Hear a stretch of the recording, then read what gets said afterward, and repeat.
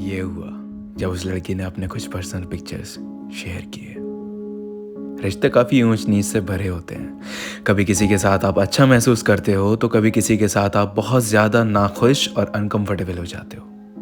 क्योंकि शुरुआत में सब अच्छा अच्छा ही होता है, लेकिन जैसे जैसे वक्त बीतता है आप उनके जितना क्लोज हो जाते हो उतना ही उन्हें एक्सप्लोर करते हो, और लोगों की आपसे एक्सपेक्टेशंस भी सेम नहीं रहती, वो बदलने लगती हैं। कुछ यूं ही हुआ दिशा और प्रखर के बीच। हर रिश्ते की तरह इनका रिश्ता भी एक खूबसूरती के साथ शुरू हुआ था। जब दिशा और प्रखर की दोस्ती हुई थी तब प्रखर दिशा के स्कूल प्रोजेक्ट्स वगैरह में काफ़ी हेल्प करता था, जिसकी वजह से वो उसे कहीं ना कहीं पसंद करने लगी थी। जैसे जैसे दोनों एक दूसरे के करीब आए, प्रखर से रहा नहीं गया और उसने दिशा को फाइनली प्रपोज कर दिया। दिशा प्रखर में एक भरोसेमंद इंसान को देखती थी और वो था भी, तो उसने ज़्यादा वक्त ना लेते हुए उसे हाँ बोल दिया। शुरुआत में सब कुछ काफ़ी अच्छा था। दोनों संग रहते, बात करते, फ़ोन पर बात करते करते क्लोज भी हो जाते और इंटीमेट कन्वर्सेशंस होने लगी। अब क्योंकि वो भरोसा इतना हो चुका था तो कई बार दोनों एक दूसरे से अपने पर्सनल पिक्चर्स और वीडियोस भी शेयर कर लेते थे। लेकिन जब तक ये चीज़ें लिमिट में थीं और आदत नहीं बनी थी तब तक सब ठीक था। लेकिन जब लिमिट्स क्रॉस होने लगी तो दिशा का टॉलरेंस टूटने लगा था।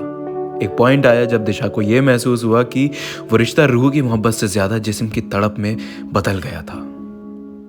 अब मोहब्बत के नाम पे जिस्म की प्यास बुझाई जा रही थी। बार बार जोर जबरदस्ती कर चीजें हो रही थी। ना तो वो दिशा के समझाने पर समझे और ना ही रोकने पर रुके। दिशा को वाकई में बहुत ज्यादा प्यार था प्रखर से, और उसी प्यार के खातिर वो उसे चांसेस दे रही थी कि अब समझेगा तब समझेगा। लेकिन जब उसे यह रियलाइज हुआ कि प्रखर के लिए उस रिलेशन का मतलब अपनी सेक्सुअल नीड्स पूरी करना है तो दिशा ने बैकआउट कर दिया। बैकआउट करने के बाद उसे लगा कि शायद चीज़ें अब बिगड़ेंगी नहीं और जो वो टॉक्सिक लाइफ जी रही थी उसके साथ अब उससे आज़ाद हो जाएगी पूरी तरह। लेकिन उस सरफिरे ने तो जैसे कुछ और ही ठानी हुई थी। प्रखर को गवार नहीं हुई ये बात और उसने अपने ईगो पे ले लिया ये ब्रेकअप, और फिर जो उसने किया वो एक डरावने सपने से कम नहीं था। ब्रेकअप के हफ्ते भर बाद से ही दिशा के पास कई कॉल्स और मैसेजेस आए चांसेस देने के। जब एक दो दिन तक प्रखर को कोई रिस्पांस नहीं मिला दिशा से तो उसने दिशा के पर्सनल पिक्स सेंड करके धमकियां देनी शुरू कर दी कि अगर वो उसके साथ फिर से नहीं आई तो वो इन पिक्स और वीडियोस को लीक कर देगा और एडल्ट साइट्स पर अपलोड कर देगा। ऐसी धमकियां सुन के जैसे दिशा का दिल दहल गया। उसने बहुत रिक्वेस्ट की, उसके आगे भीख भी मांगी कि ऐसा मत करना, उसकी पूरी जिंदगी बर्बाद हो जाएगी।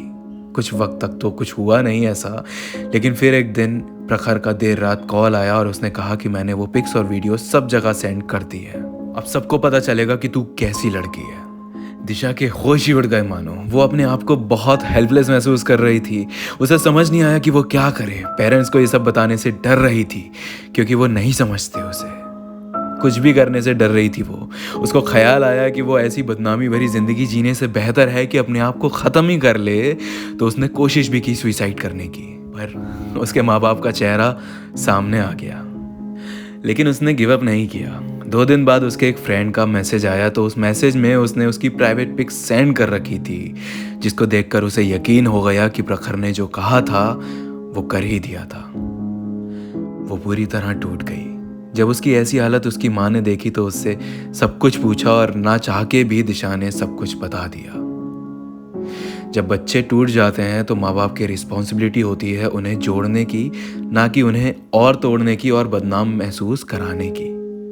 और दिशा की माँ ने अपनी रिस्पॉन्सिबिलिटी समझी और इस पूरी सिचुएशन को अच्छे से समझा और डिसाइड किया पुलिस स्टेशन जाकर प्रखर के खिलाफ कंप्लेंट करने की। काफ़ी वक्त लग गया इस पूरे मामले को शांत होने में, और जो सज़ा मिलनी थी प्रखर को वो मिली भी। अब बात यहाँ आती है कि आखिर कौन गलत है।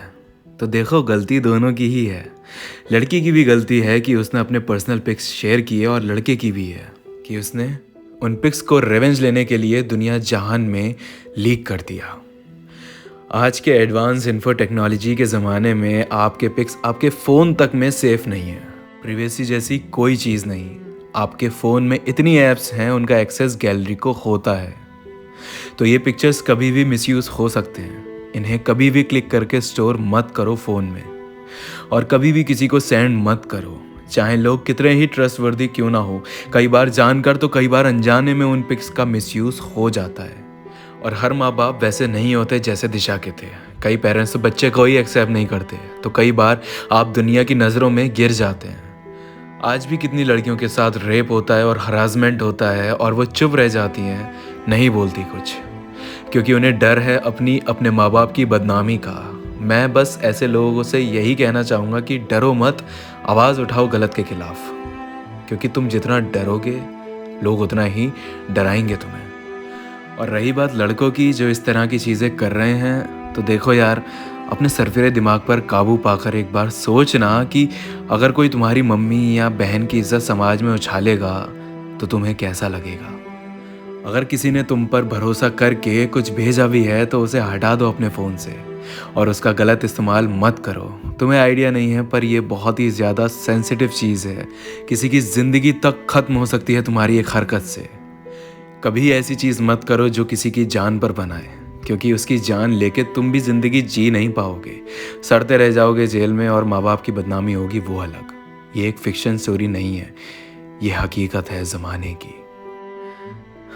Please take care of yourself and the people around you.